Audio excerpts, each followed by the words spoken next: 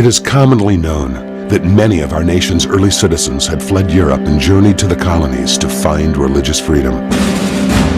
But what role did the local church play in the founding of our nation? Did church pastors and ministers engage in the battlefield and the political arenas of their day? Or were they, as modern society now enforces, relegated to serving only religious matters within the four walls of the church? Discover the forgotten and astonishing story of our nation's foundation in the American Heritage series. For centuries, Americans were taught a truthful view of history that recognized the godly heroes and moral foundation our nation was founded upon. But in recent years, a new version of history has assaulted the moral and spiritual fiber of our nation, leaving the truth of our past eliminated and forgotten until today. Join historian David Barton and experience the untold story of our nation's history in the American Heritage series.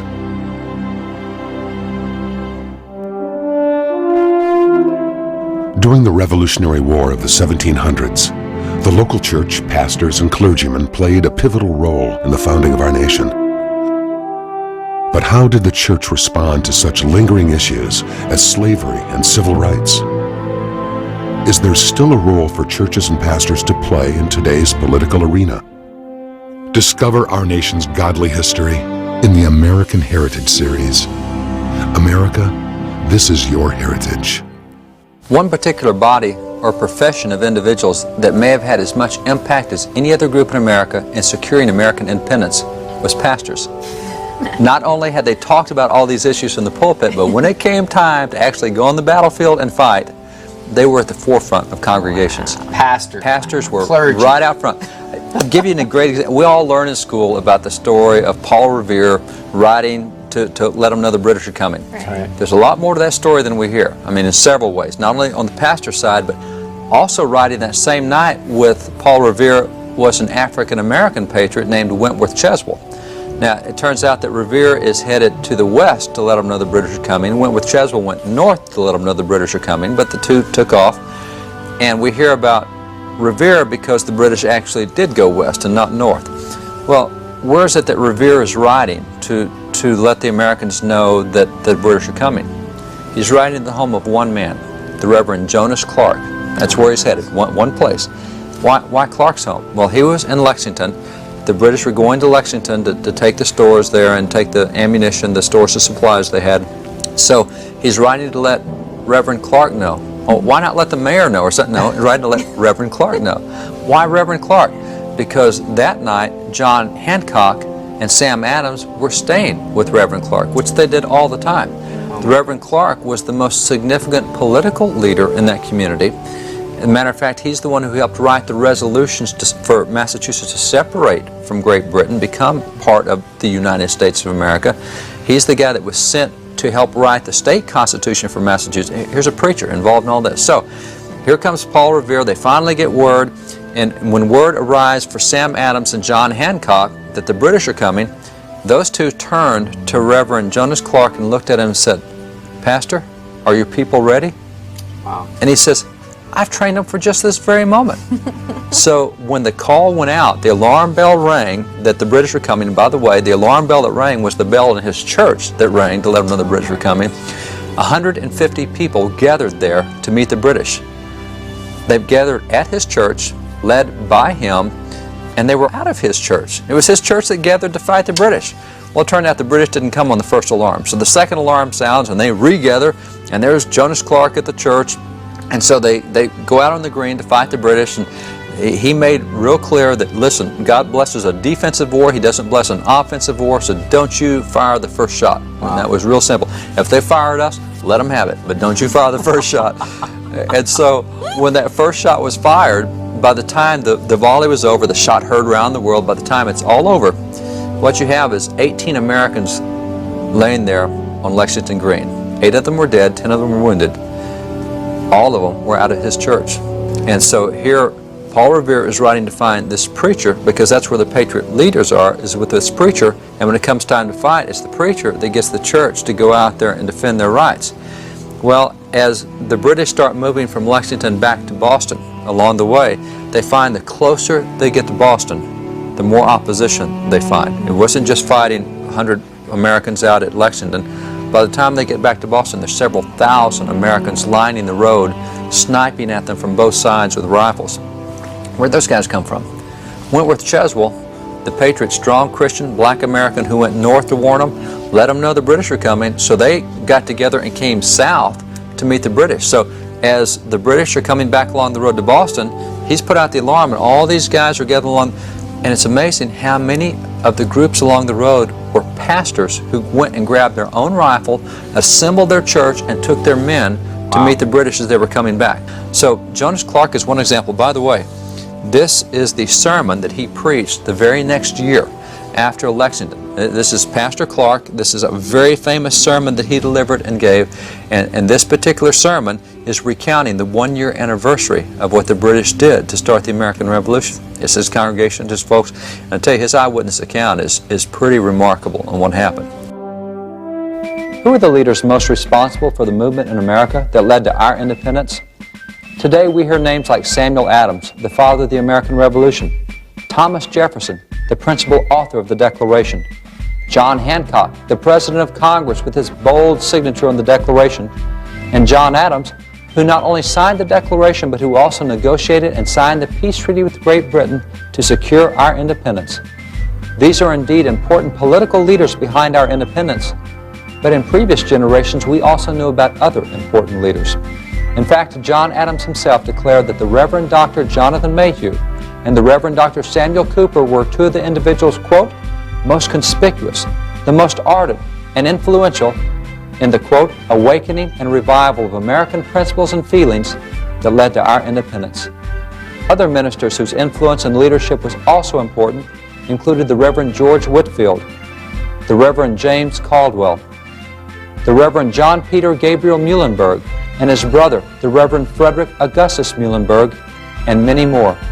By the way, the exploits of many of these ministers are recorded in several older historical works, including The Pulpit of the American Revolution from 1860, The Patriot Preachers of the American Revolution, also from 1860, and The Chaplains and Clergy of the Revolution from 1861.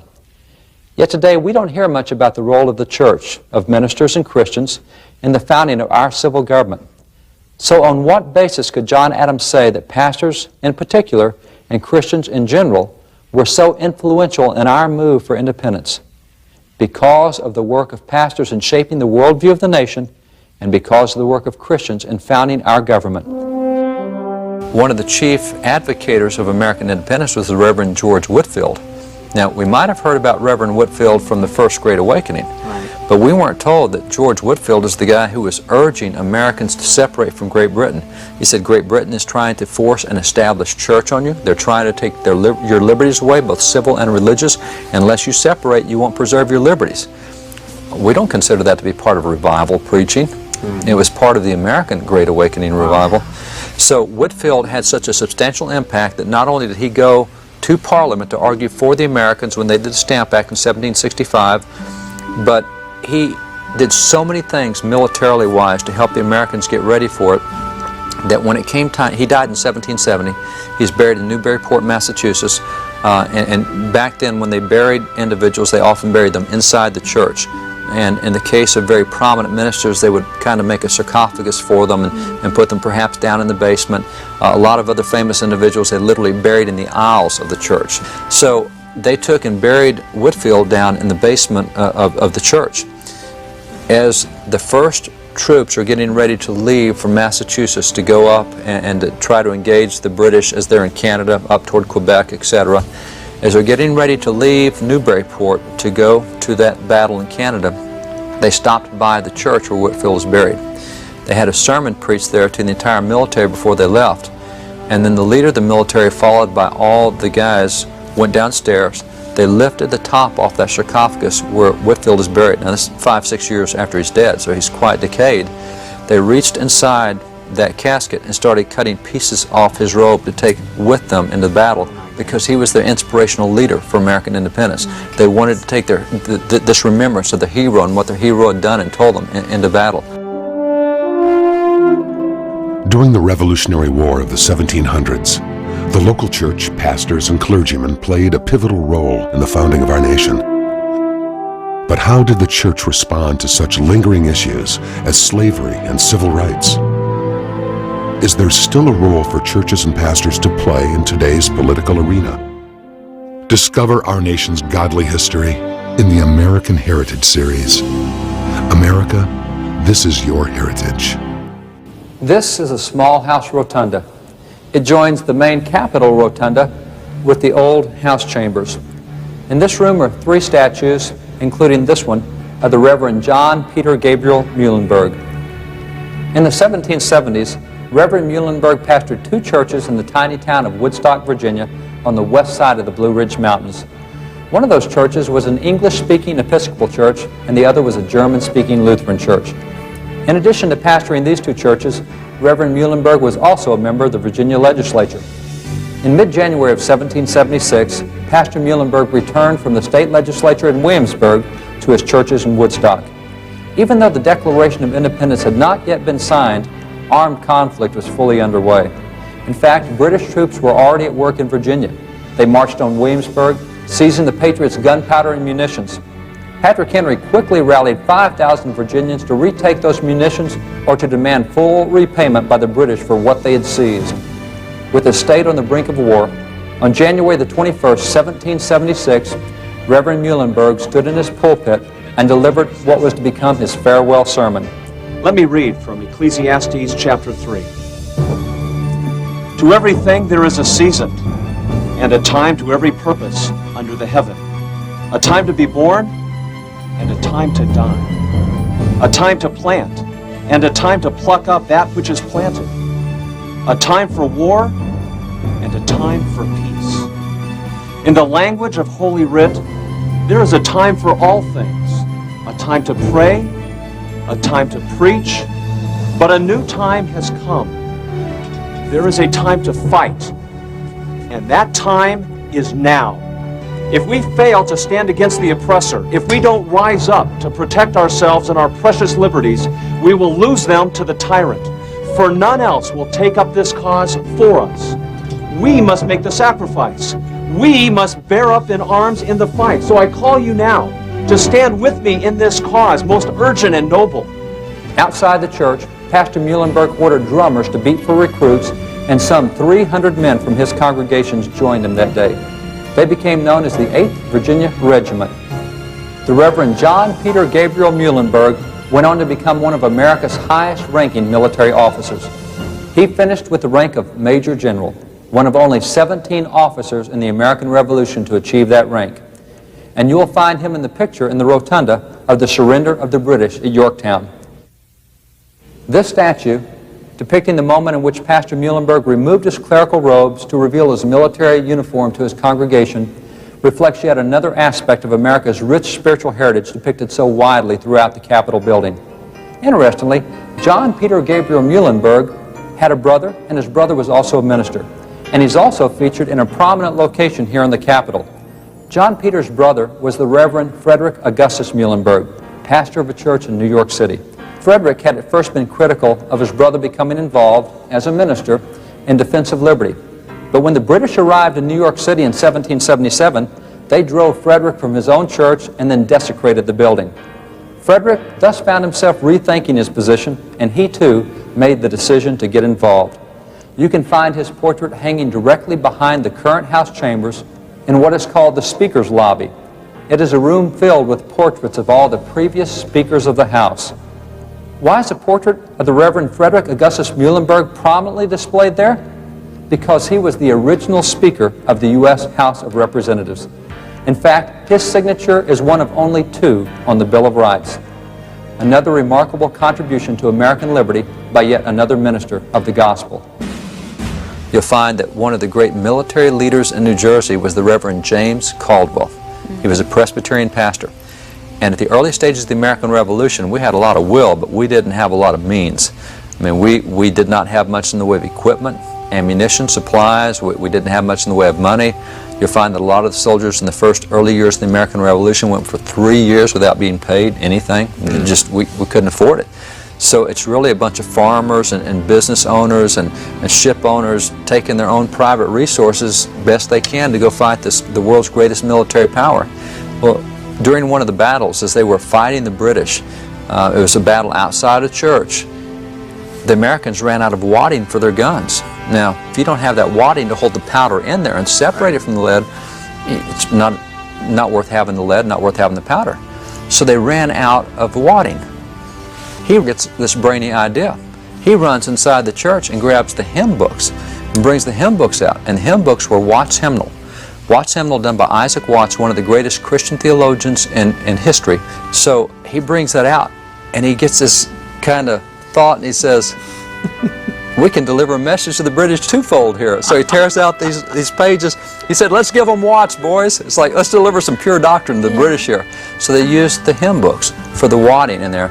And that's a very famous painting out of the American Revolution called Give 'em Watts by this preacher. Well, obviously the British want to take him out. And they tried to assassinate him one night, shot through the window on his house and actually ended up killing his wife. The bullet deflected, shot his wife. And that just dug his heels in even further. So he would fight during the week, and on Sundays would preach at his church on Sunday.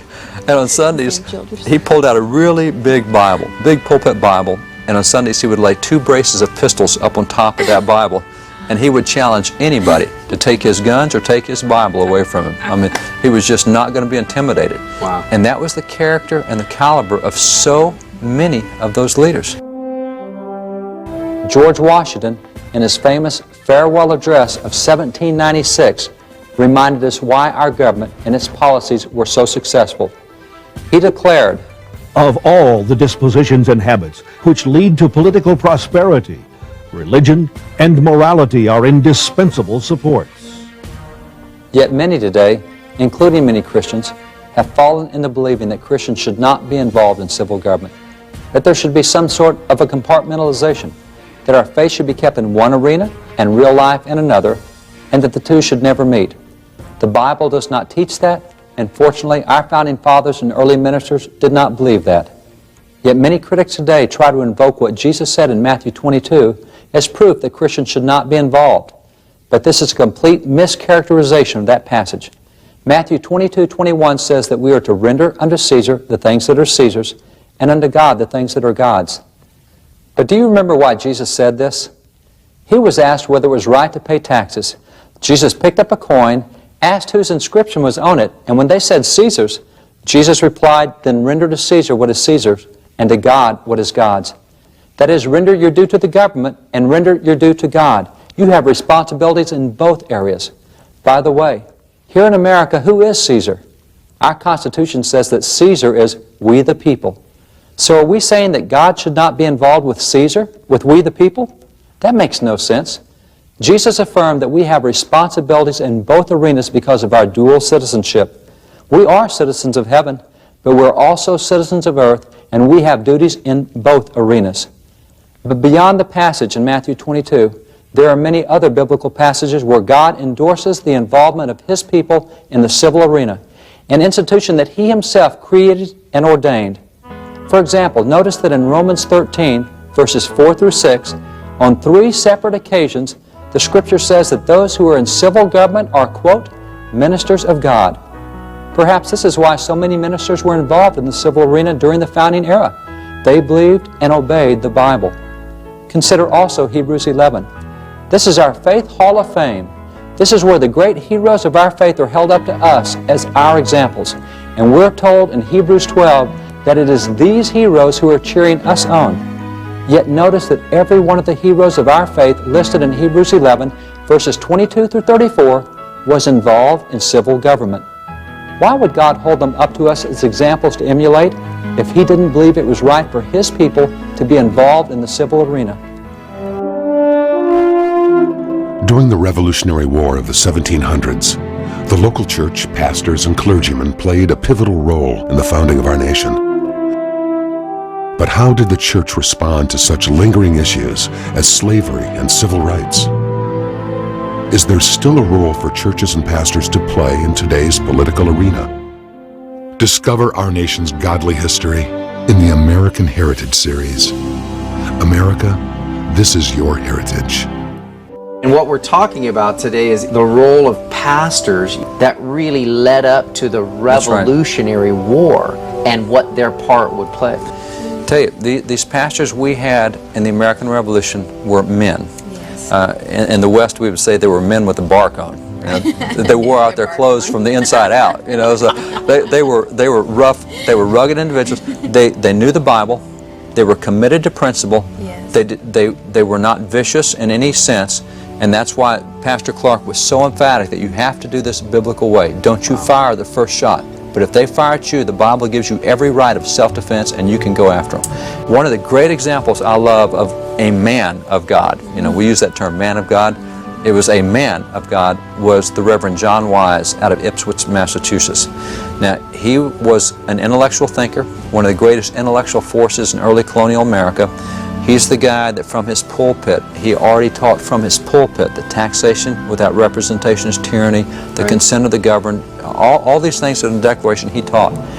But he was no small, wimpy, namby-pamby kind of a guy. He was a large physical specimen. He was a great wrestler as well. And as he was growing old, his years were passing by, a young man named John Chandler from a neighboring town decided he wanted to wrestle Pastor Wise, take him on a wrestling match. So he went to Ipswich. John Chandler came from Andover over to Ipswich, challenged Pastor Wise to a wrestling match. And Wise said, I'm too old, man. I'm sick. My hair's gray. I can't do this. And he kept pushing him and so on. Okay, I'll take you on. So, I mean, just moments after this wrestling match started, Pastor Wise picked him up bodily and threw him over the front fence. And so this young ship captain thinks he's tough. He stands up, he brushes himself off, he gets his dignity, regains his full height. He said, Pastor Wise, you defeated me. I'll be on my way just as soon as you throw my horse over the fence after me. It was a concession. This is a strong physical guy. Reverend Wise, in the same way, there was a time when some members of his congregation were captured by pirates there in Massachusetts. And as he led the prayers that Sunday, he prayed that God would bring them deliverance, or that his men would rise up and butcher the enemies who had captured them. The next day, the men rose up and butchered all the pirates who captured them. The whole town's convinced God answers his prayer. You know? But those aren't likely to be the prayers we would pray today. Those aren't the images we have of preachers, of pastors. But these were men of God in every sense. Preachers were so important, pastors were so important in the American Revolution that they were recognized by their opponents. The British called them the Black Regiment because ministers wore black robes. And these guys wearing the black robes, that was the Black Regiment, and that was the one that was creating all the trouble. It was these guys that were recruiting men to go fight. It was these guys that were leading the battles. This Black Regiment, all these preachers in these black robes out fighting the battles, that was the real trouble for the British. And the British accused the preachers of stirring up the sedition and rousing the coals of sedition. I mean, they blamed the preachers for the American Revolution. Wow. So when the British caught a preacher as a prisoner of war, they were treated more roughly than were the American soldiers that were caught as prisoner of war. And in the American Revolution, we lost over 10,000 more soldiers to British prisoner of war camps than we did to British bullets. So prisoner of war camps are rough anyway, but for a preacher it was rougher than it was for a soldier. That's the recognition that the British had of the leadership of preachers in the American Revolution. Consider 1 Timothy 2, verses 1 and 2. In this passage, we are told to pray, quote, first of all, for all people, for our leaders and those in authority. Notice, God tells us to pray for our civil leaders first of all, before we pray for ourselves, our families, or our churches. There's nothing else in the Bible that God tells us to pray for first of all. This must mean that God thinks that civil government is important. And recall the parable of the minas in Luke 19. The master calls his servants together and gives them all a mina, a trust, a stewardship. The master departs and then later returns to take account of their stewardship. One had taken the mina and turned it into 10. Another had turned his into 5, and another had taken his trust and not used it at all. The one who refused to get involved with what the master had entrusted him was the one who got in trouble. But notice the reward for the other two. To the one, the master said, well done, good and faithful servant. I will make you a ruler over 10 cities. To the other he said, well done. I will make you a ruler over 5 cities. Notice the reward of the master for their faithful stewardship. He places them into civil government. Today, we don't think of being in civil government as a reward from the master, but maybe it's time to rethink our beliefs about civil government based on what the Bible says. You know, pastors really were leaders in the American Revolution, and they were leaders not only off the battlefield but also on it, but they were community leaders, and they weren't leaders just by their position, their title. They literally earned that position of leadership. They demonstrated either through courage or through conviction or through their preaching, their knowledge of the Word, that they were worthy of that leadership. And I find it really significant that as you go into the American Revolution, the Continental Congress is operating, they're trying to conduct the war and the revolution, you have so many ministers out on the battlefield fighting, that in 1778 is a great example. On May the 8th of 1778, Congress wanted the nation to know the update on the war. So Congress says, here's what's happened at this point. We've been at conflict now for several years. Here's where we are, and here's where we think the future leads. Here's what we think is happening. And so Congress went through and talked about what the British had been doing, all the slaughters, all the terrible things that had happened, how that they have now incited the Indians to turn loose on us, and so in addition to fighting the British, we're fighting the Indians. So all this is going on, and then Congress writes a summary that says, but the God of heaven has been our aid and our assistance in all this, and the prospects are bright because reliance on Him, we're convinced that He... And so it was a great spiritual peace, and you'll find that throughout Congress, the writings and the proclamations they did. But this particular one is so substantial because they wanted the people to have the update on the war. So at the end of it, what they did was they put a resolution asking every minister of the gospel to take that congressional document and read it Sunday morning after services were over. Anybody wants to stay around? You look, they want the word out in America, but they did not say, let's print it in the newspapers. They did not say, let's put this on the public posting boards and put broadsides up. They did not put it with town criers. They said, we need the preachers to read this out of the pulpit so that America knows what's going on. The preachers had more impact, literally, this is documented, preachers had more impact at getting out the news than did the newspapers. The greatest source of getting out the news was preachers. Congress even went to the preachers when they needed something distributed across the nation. And literally, there's a very substantial chance that without their leadership, that we would not have the independence we have today had it not been for pastors taking the lead role in so many areas of American life and culture. For more information on the American Heritage Series or to find books and other resources, visit wallbuilders.com. Through the American Heritage Series, renowned historian David Barton communicates our nation's forgotten, godly foundations and encourages us to once again view history through a truthful lens. For only when we recognize and embrace God's hand in our history can America become all that it was intended to be. Through Wall Builders, historian David Barton seeks to rebuild the walls of America's unique religious, moral, and constitutional heritage by educating the public and encouraging people of faith to become active in strengthening America's great foundations. For more information on how you can become involved, visit wallbuilders.com.